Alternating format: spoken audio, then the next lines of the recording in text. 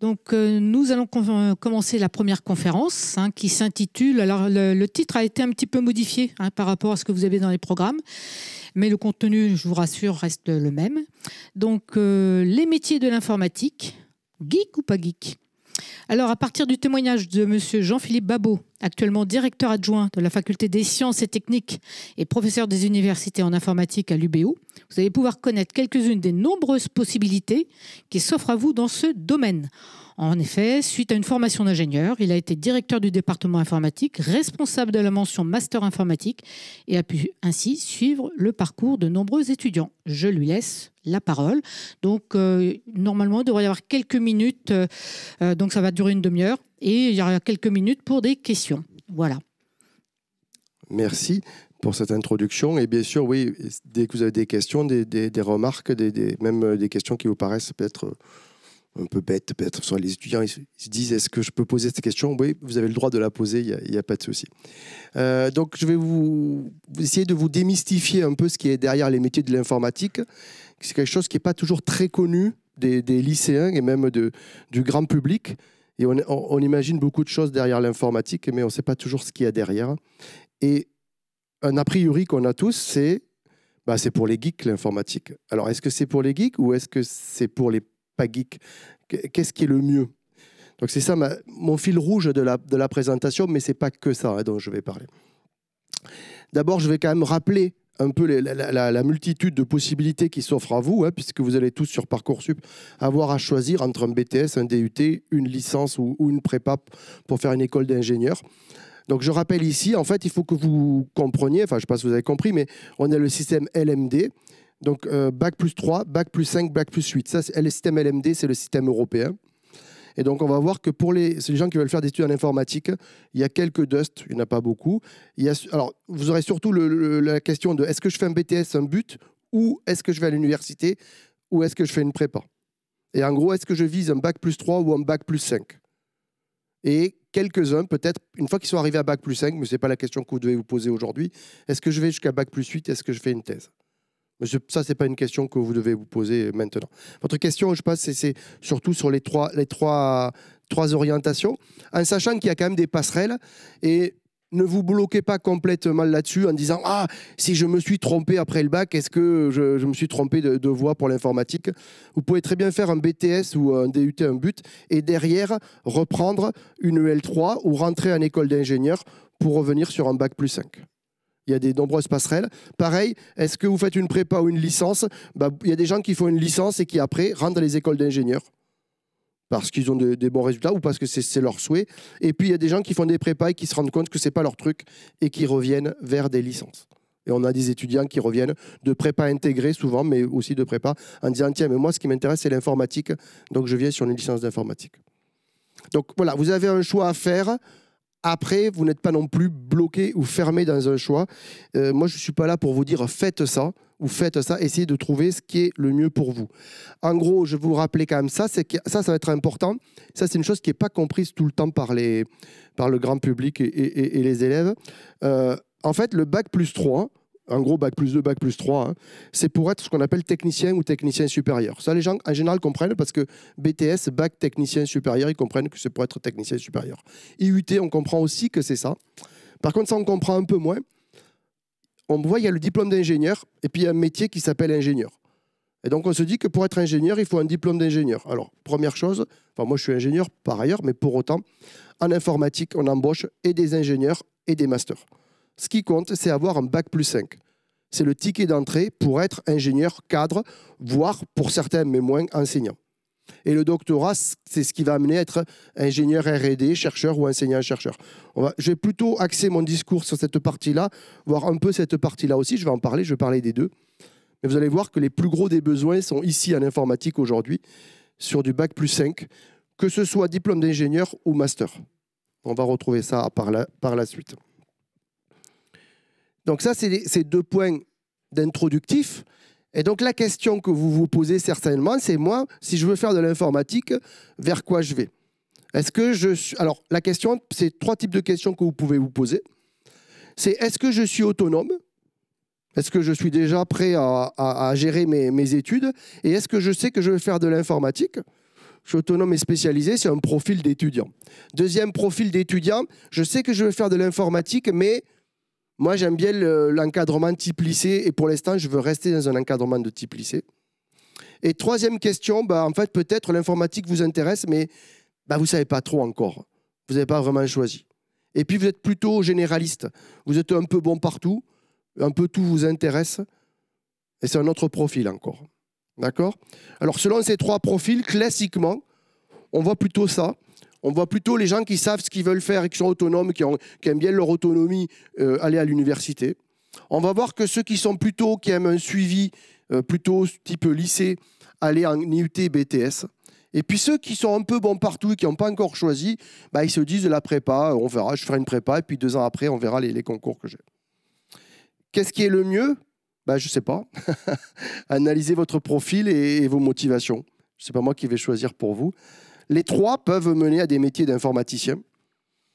Les trois peuvent amener du bac+5. Certains vont s'arrêter à bac+2 ou bac+3. Plutôt bac+3 en général d'ailleurs. Voilà, c'est à vous de construire en fonction de motivation votre profil aussi. N'allez pas vers les études, vous allez être un échec évidemment. Enfin, c'est l'échec, ça peut être un outil d'apprentissage, mais ce n'est pas toujours très agréable. Voilà, à vous de choisir votre voie. Bon, là, je donne quelques généralités, mais je ne voudrais pas que vous fermiez des voies ou que vous dites une voie ne permet pas d'accéder à ce que je veux. On va voir après qu'il y a en informatique énormément d'offres, énormément de possibilités.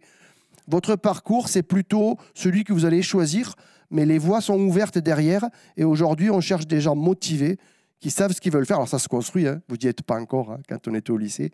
Vous avez toutes vos études pour construire votre parcours et votre motivation, bien sûr. Mais quel que soit votre parcours, quand vous rentrerez dans le marché de l'emploi, au bout de 2-3 ans, en informatique, on ne vous demande pas quelle école vous avez fait ou quel master vous avez fait ou de quelle ville vous venez. On vous demande sur quel projet vous avez travaillé, sur quel projet vous voulez travailler, quel techno vous intéresse, etc.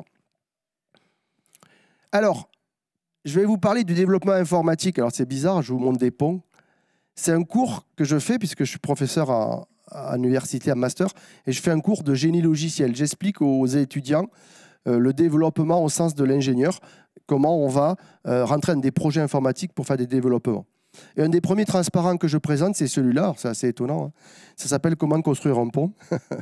Donc, pour montrer que l'humanité, si vous voulez, pour construire des ponts, elle a évolué. Alors, au départ, elle a vu qu'il y avait des arbres posés au-dessus d'une rivière, ça permettait de traverser un pont. Puis après, on s'est dit que le bois, on pouvait le travailler. Donc, on a fait des ponts en bois, comme celui-ci, là. Mais le bois, ça pourrit. C'est pas toujours très solide.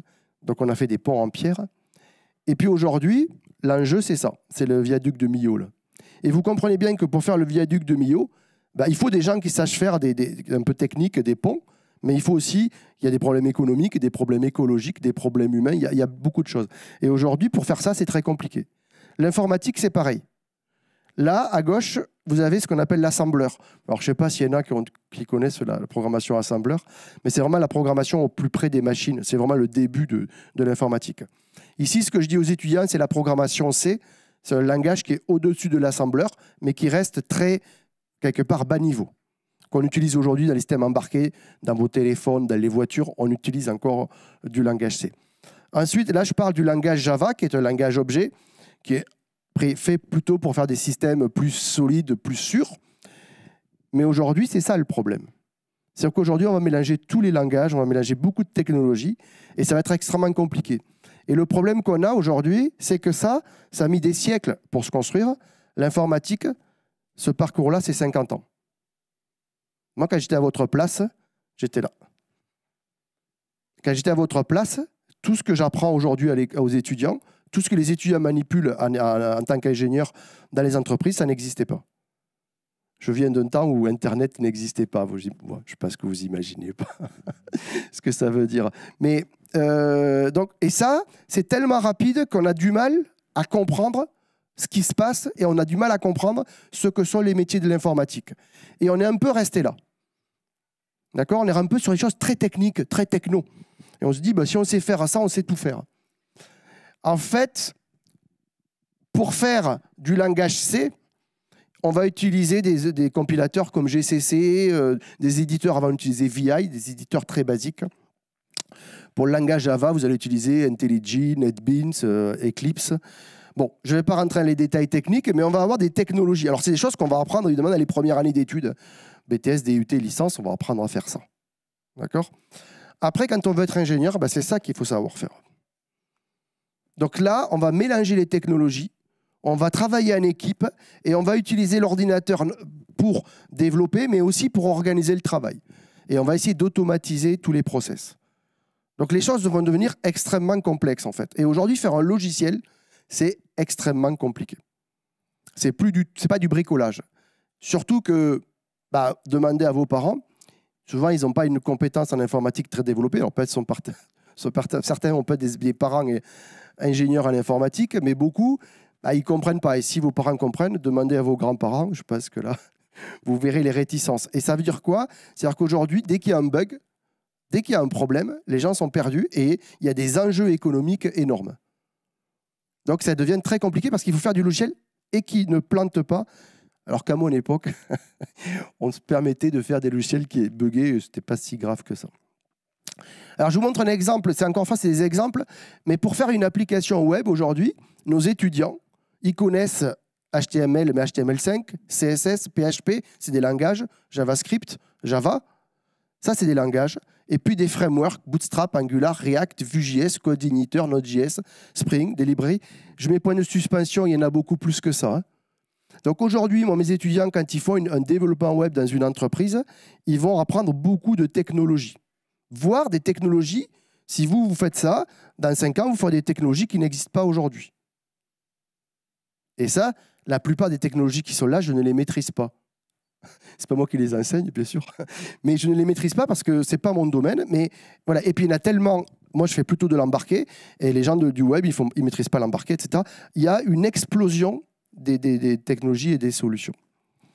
Aujourd'hui, quand je vois un étudiant qui me fait un projet de développement qui présente, il a une dizaine de technologies à manipuler.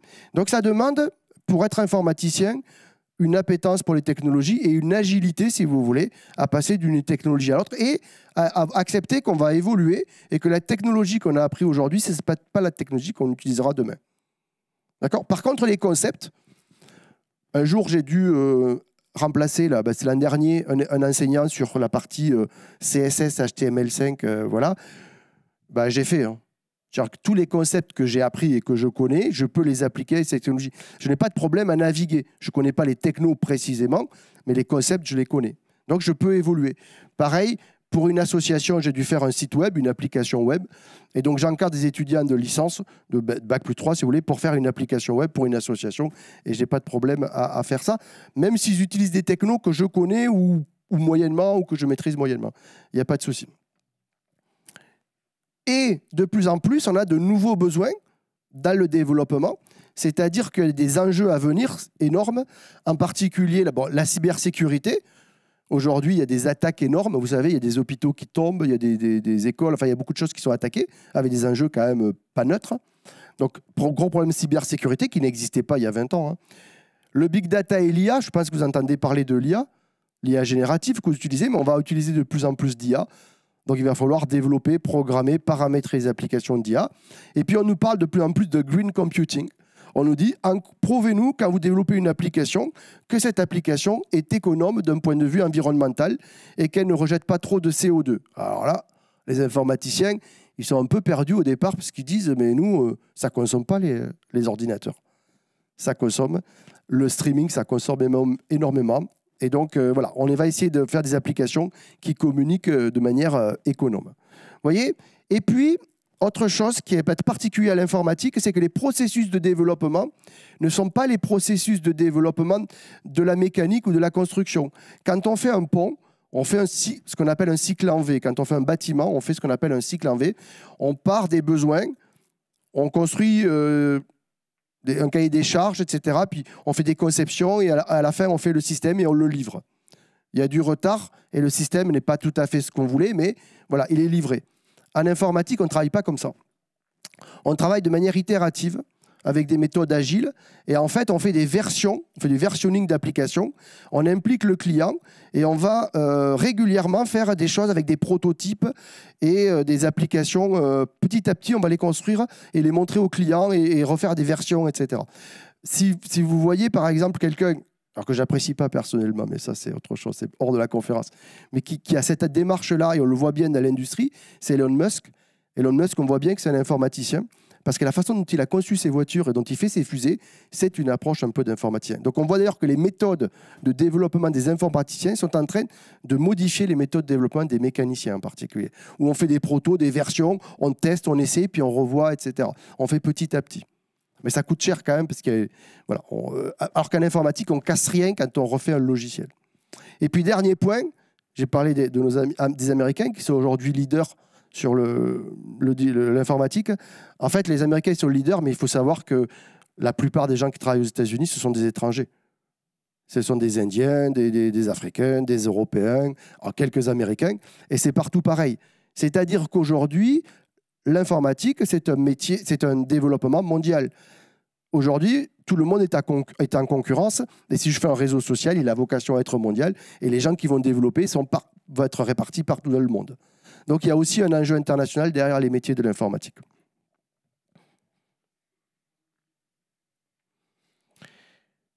Ce développement informatique, il est compliqué.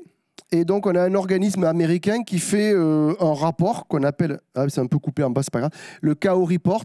Le KO Report, c'est qu'ils interrogent les entreprises et essayent de comprendre pourquoi un développement informatique fonctionne, pourquoi un développement informatique ne fonctionne pas. Qu'est-ce qui fait que l'équipe a bien réussi ou pas? Et alors, ce qui est intéressant, c'est que les aspects humains, c'est 45%.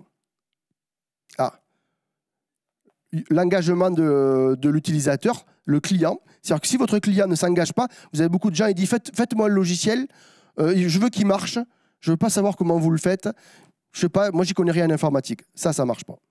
Il faut que le client s'implique. La maturité émotionnelle, voyez-vous, c'est la maturité des développeurs, ça. D'accord? Par exemple. Et puis il y a une partie technique, c'est un tiers. C'est-à-dire que si évidemment vous ne maîtrisez pas les techniques, en particulier l'optimisation, l'architecture, voilà. Et puis une partie processus. Je vous ai dit, les processus de développement informatique qui sont spécifiques. Si vous ne maîtrisez pas le processus, si vous restez sur des vieux processus archaïques, eh bien, ça ne marchera pas. Donc, on voit bien que l'aspect technique est important, mais pas prépondérant. D'accord? Donc, pour le développement, si vous voulez faire du développement informatique, il y a 2 points importants. Quand même une appétence pour les technologies. Je vous ai dit qu'il y a de plus en plus de technologies. On ne peut pas être informaticien si on n'aime pas les technologies informatiques et le développement informatique. Ça serait étonnant. Mais, et ça va être important, ce que nous demandent les entreprises, c'est des gens qui sont en capacité de communiquer techniquement et de travailler en équipe. Ça va être très important. Mais vous pouvez vous dire, moi, je ne suis pas prêt à ça. C'est-à-dire, je ne suis pas prêt à... Je ne sais pas communiquer techniquement. Moi, le travail en équipe, ce n'est pas facile. Ou, ça, je sais bien faire. Par contre, les technologies, aujourd'hui, je ne maîtrise pas trop. Eh bien, vous ne vous sentez pas prêt. OK. Eh bien, ça s'apprend. Ça s'apprend. Les études, c'est fait pour ça. Ça peut vous permettre de monter en compétences. Et c'est pour ça qu'il y a souvent besoin de 5 ans pour faire des développeurs informatiques.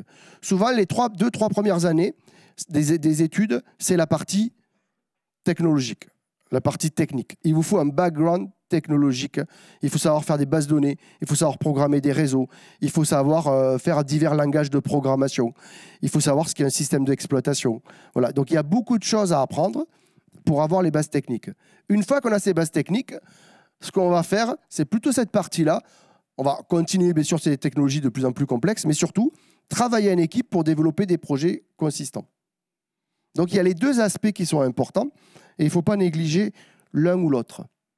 Alors, pour faire des formations qui permettent de faire ça, on va faire intervenir beaucoup de professionnels. Donc, des gens qui sont issus du tissu industriel. On a des conseils de perfectionnement. Il va y avoir des stages et de l'alternance tout au long des cursus. Alors, quels que soient les cursus, d'ailleurs, je vous ai parlé de l'université, des écoles d'ingénieurs, des DUT, BTS, vous verrez, vous demanderez, mais tous vont vous proposer, vont vous dire qu'il y a des stages presque à chaque année et de l'alternance possible. D'accord? Donc ça, c'est... Voilà. Parce qu'évidemment, c'est pour bien comprendre les méthodes de travail et les besoins des industriels. Beaucoup d'enseignements basés sur la pratique et les projets, parce que c'est la meilleure façon d'apprendre, c'est de faire. Et puis, on va avoir beaucoup d'industriels qui viennent pour certains enseignements. On va souvent avoir des conférences animées par des industriels. On va même jusqu'à avoir des industriels, par exemple, qui viennent chez nous pour faire des simulations d'entretien, pour aider les étudiants à réussir leurs entretiens pour obtenir une alternance. D'accord ? Alors, ils viennent parce qu'ils sont intéressés par les étudiants et qu'ils ont des besoins RH et qui veulent... voilà, mais ils nous aident. Et on va travailler main dans la main entre la formation, les entreprises et les industriels. On organise des forums d'entreprise. Là aussi, toutes les écoles et toutes les universités, etc., vont faire des forums d'entreprise. Et puis, vous allez trouver aussi dans la plupart des cursus la possibilité de faire une année d'études à l'étranger, un semestre, une année, un stage, etc. Et évidemment, on va favoriser la mobilité des étudiants, puisqu'on sait que pour leur CV, pour leur ouverture et pour la suite, c'est bien qu'ils puissent faire à l'étranger. Là aussi, souvent, on va accompagner les étudiants. On a des universités partenaires, on va avoir des contacts. Là aussi, que ce soit université, école. Alors, Bac plus 3, on aura moins de départs à l'étranger, mais on peut avoir.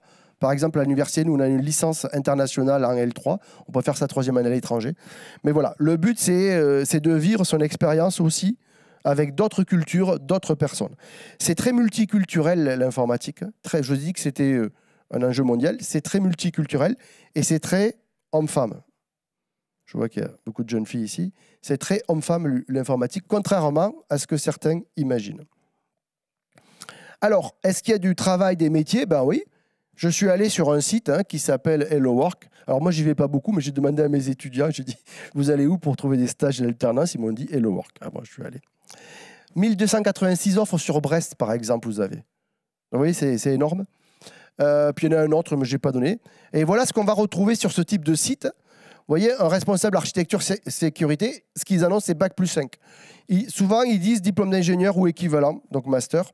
Donc, Bac plus 5. On va retrouver des choses de Bac plus 2, Bac plus 3. Vous voyez, des techniciens, développeurs, Bac plus 2. Formateur logiciel.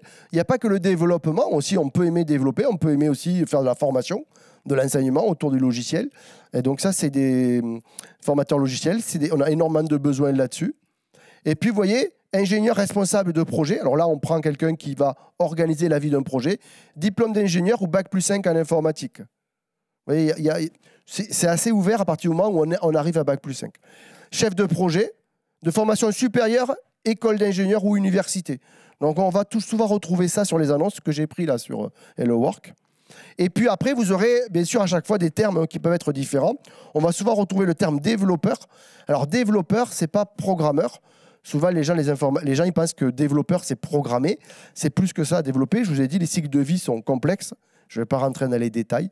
Mais c'est savoir tester, savoir déployer, savoir faire un cahier des charges, enfin voilà. Et on va trouver des choses dans plein de domaines. L'embarqué, Android, c'est les téléphones. Full stack, c'est du web. Développement Java, développement mobile, c'est plus... Voilà. Donc, ERP, c'est pour faire de la gestion. Donc, des domaines des techniques très variées. Là, j'ai sélectionné aussi 3 types d'offres que je vais rentrer un peu dans le détail pour vous montrer ce que les gens cherchent.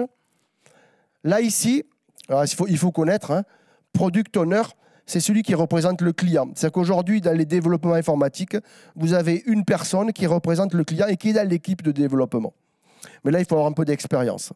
ESN, quand on parle d'ESN, c'est les entreprises de services informatiques, comme Capgemini, si vous avez entendu parler, Sopra, S2I, ASI. Bon. Ces ESN, alors après, vous pouvez avoir des demandes plus particulières. Ingénieur cybersécurité, donc toujours ingénieur au Bac plus 5, mais là, vous voyez, ils demandent une spécialisation en cybersécurité. Tout ce qui est spécialisation, ça va se faire au niveau master ou fin d'école d'ingénieur. Donc, ce n'est pas aujourd'hui... Vous pouvez vous spécialiser, mais moi, je vous conseillerais plutôt d'être généraliste au départ, surtout à les évolutions à venir. Et puis, après, vous pouvez vous spécialiser vers l'IA, la cybersécurité ou autre. Ce qui m'a plu dans cette annonce-là, regardez, c'est hard skills, soft skills. Ce qui est intéressant ici, c'est qu'ils disent, oui, voilà, je veux de la technique, je veux des gens qui ont des bonnes pratiques, méthode agile, on en a parlé, JavaScript, PHP, Node.js, donc là, on en a parlé, c'était la partie web. Technique, je veux des gens qui maîtrisent la technologie, mais regardez, soft skills, capacité à travailler en équipe, attitude proactive, force de proposition, pratique de l'anglais est un plus. Vous voyez, c'est vraiment ce que après, c'est assez classique, bête pas pour vous, mais en tout cas, c'est ce qu'on attend aujourd'hui des développeurs informatiques. Quand on fait de l'informatique, c'est pour plein de métiers. Il faut peut-être que j'accélère, mais il me reste quelques minutes. Il y a plein de métiers, je vais aller vite. Santé, environnement, aéronautique. En fait, quand vous faites de l'informatique, vous le faites au service d'un métier. Et les employeurs, en fait, il y a plein de monde qui cherche des informaticiens. Les ESN, l'industrie, les PME, on a beaucoup de PME qui veulent embaucher des informaticiens parce que pour maintenir ou faire vivre leur système informatique, ils ont besoin de monde. Il y a les startups, il y a des gens qui sont auto-entrepreneurs, les administrations, l'enseignement, les laboratoires. C'est très varié. Tout le monde, aujourd'hui, dans une société du numérique, tout le monde a besoin d'informaticiens. Des opportunités sont nombreuses. Hein. Là, je vous montre, en 2024, 67 700 cadres informaticiens qui vont être embauchés. Vous voyez ? Juste pour vous dire que le taux d'insertion, il est évidemment très bon. Il y a beaucoup d'offres. Les formations, en général, sont très professionnalisantes. Bon, je me fais un peu de pub ici. Hein. C'est le master informatique à l'UBO. Taux d'insertion, on est à 90%. Vous voyez, on est à 100% ici, 18 mois en niveau cadre, Bac plus 5.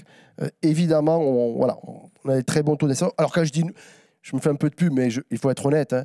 La plupart des formations ont des taux comparables d'insertion. C'est quand même un domaine qui est plutôt aujourd'hui facile en termes d'insertion professionnelle. Voilà, vous aimez l'informatique, vous voulez développer des systèmes, vous êtes prêt à vous engager dans vos études. Les opportunités sont là. Il y a plein d'exemples. On a plein. Bon, j'en ai pris 4 des étudiants de chez nous, ou d'autres. Il y a plein d'ouvertures, quelles que soient les origines. Garçons, filles, quels que soient les parcours. La partie, ce qui compte en informatique, vous avez vu, c'est technologie, capacité personnelle. Après le parcours, vous êtes libre d'être ce que vous êtes, comme vous voulez. C'est un domaine assez ouvert qui accueille tout le monde et qui a envie aussi d'accueillir tout le monde. C'est important. Bien, donc voilà pour la partie présentation-conférence. Alors, est-ce que vous avez des questions? Je vais passer parmi vous si vous aviez des questions à poser. Des remarques. Des remarques à faire. N'hésitez pas. Il nous reste quelques minutes. Alors, je sais que c'est toujours la première qui est difficile à poser. Je suis désolée, c'est une question qui peut paraître un peu stupide, mais est-ce que les SPMAT sont obligatoires pour faire de la programmation ou pas? Si on a juste la complémentaire, ça passe ou pas? Alors je vous dis qu'il n'y a pas de question stupide, et ce n'est pas une question stupide. La question des spécialités en informatique ne va pas être primordiale, parce que souvent, en première année, on va repartir à zéro en première année. On commence par algo, programmation, partout, et on repart à zéro. On ne fait pas trop on n'imagine pas qu'il y ait des prérequis. Et puis, on sait que ceux qui ont fait l'aspect informatique, là, elle n'est pas très souvent choisie. Et on repart à zéro. Okay, donc, merci. Non, il n'y a pas de... Très bien. Une autre question, peut-être?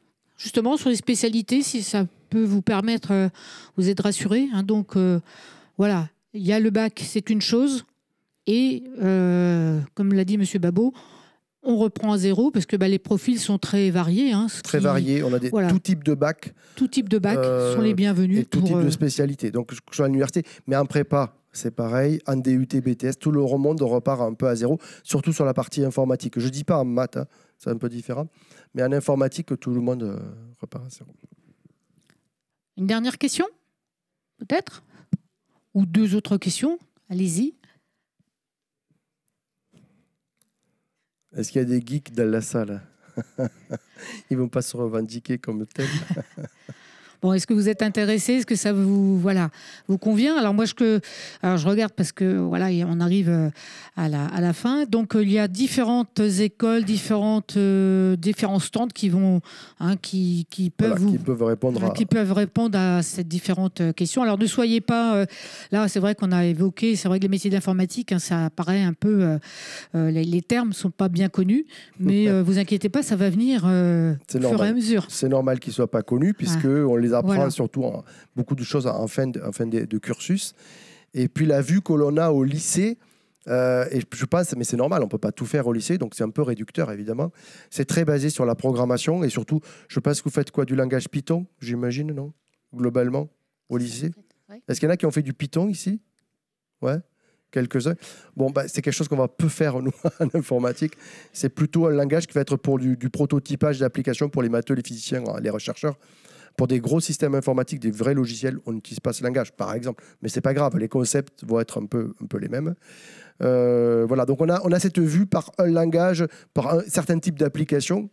Évidemment, c'est compliqué, mais on a, voilà, les études, c'est souvent entre 3 et 5 ans. Et on a le temps de mûrir, de découvrir. Et puis, on attend des informaticiens qu'ils évoluent, en fait. Donc, voilà, ils vont commencer par faire des choses. Et ils sont parfois surpris. Alors, il y a souvent, ils ont toujours peur pas de faire trop de technique, certains. Ils disent, je vais faire que de la technique. Alors, c'est vrai que les premières années, c'est quand même un peu technique. Mais très vite, on va voir qu'il y a beaucoup d'offres d'emploi. Chef de projet, par exemple, il y a des gens qui sont chefs de projet et qui ne touchent pas à la technique, qui organisent la vie du projet et qui refont la relation client. Vous avez des gens qui font du test, c'est un peu une démarche particulière aussi. Vous avez des gens qui font du déploiement. J'avais une étudiante là qui est partie pour faire du suivi de déploiement et de la relation client sur du suivi de bugs. Elle fait énormément de réunions avec les clients et elle organise la vie des autres ingénieurs pour répondre, faire en sorte que la qualité de service soit optimale et qu'il n'y ait pas de perte de service. Voilà, donc c'est un travail d'organisation en fait, plus que de... Enfin, elle connaît bien sûr les technos, elle sait de quoi elle parle, mais elle-même ne fait pas beaucoup de technique. Et c'est quelqu'un qui voulait d'ailleurs, en licence, suite à la licence, arrêter. Elle disait, mais moi, c'est pas mon truc, la partie trop techno. Donc on l'a motivée, on l'a poussée, elle a un master, elle a fait une alternance, et elle est très heureuse. Elle est passée l'autre jour nous dire bonjour, et elle est très contente d'avoir pu accéder à cet emploi.